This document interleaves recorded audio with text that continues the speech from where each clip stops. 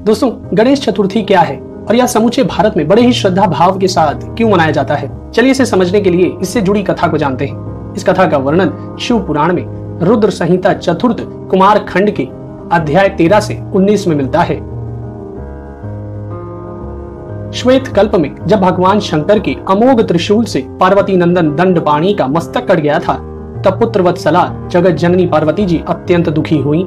उन्होंने बहुत सी शक्तियों को उत्पन्न किया और उन्हें प्रलय मचाने की आज्ञा दे दी। उन परम तेजस्विनी शक्तियों ने सर्वत्र संहार करना प्रारंभ कर दिया। प्रलय का दृश्य उपस्थित हो गया।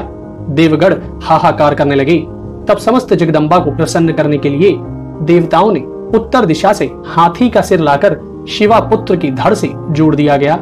महेश्वर के तेज से पार्वती का प्रिय पुत्र जीवित हो गया।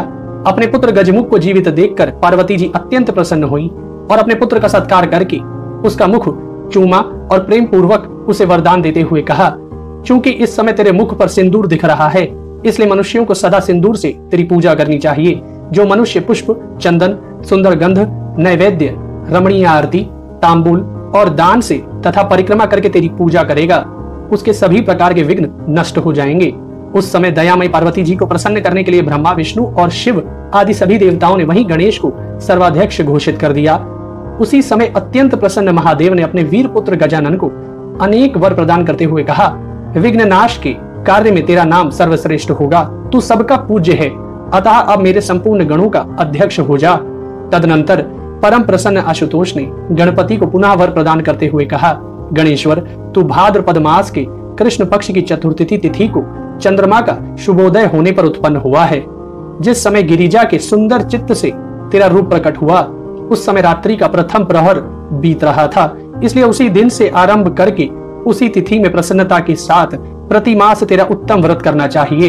वह व्रत परम शोभन तथा संपूर्ण सिद्धियों का प्रदाता होगा। दोस्तों, फिर व्रत की विधि बतलाते हुए गणेश चतुर्थी के दिन अत्यंत श्रद्धा भक्ति पूर्वक गजमुख को प्रसन्न करने के लिए किए गए व्रत, उपवास एवं पूजन के महात्म्य का गान किया और कहा, जो लोग नाना प्रकार के उपचारों से भक्ति पूर्वक तेरी पूजा करेंगे, उनके विघ्नों का सदा के लिए नाश हो जाएगा और उनकी कार्य सिद्धि होती रहेगी। सभी वर्ण के लोगों को, विशेषकर स्त्रियों को यह पूजा अवश्य करनी चाहिए। व्रती मनुष्य जिस जिस वस्तु की कामना करता है, उसे निश्चय ही वह वस्तु प्राप्त हो जाती है। अतः जिसे किसी वस्तु की अभिलाषा हो, उसे अवश्य तेरी सेवा करनी चाहिए। भाद्रपद कृष्ण चतुर्थी को बहुला सहित गणेश की गंध पुष्प माला और दुर्वा आदि के द्वारा यत्न पूर्वक पूजा कर परिक्रमा करनी चाहिए। सामर्थ्य के अनुसार दान करें। दान करने की स्थिति ना हो तो बहुला गौ को प्रणाम कर उसका विसर्जन कर दें। इस प्रकार 5, 10 या 16 वर्षों तक इस व्रत का पालन करके उद्यापन करें। उस समय दूध देने वाली स्वस्थ गाय का दान करना चाहिए। इस व्रत को करने वाले स्त्री पुरुषों को सुखद भोगों की उपलब्धि होती है। देवता उनका सम्मान करते हैं और अंत में गोलोक धाम की प्राप्ति करते हैं। वैसे तो गणेश चतुर्थी पूरे भारत में मनाया जाता है, किंतु महाराष्ट्र का गणेश उत्सव विशेष रूप से प्रसिद्ध है। महाराष्ट्र में इन्हें मंगल मूर्ति के नाम से पूजा जाता है। महाराष्ट्र में पेशवाओं ने गणेश उत्सव को बढ़ावा दिया।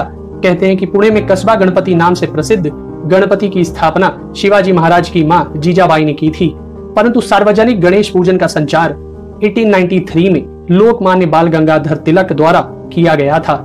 इसके पीछे भी एक बहुत बड़ा कारण है, जो कि हम आपको अपने अगले एपिसोड में बताएंगे।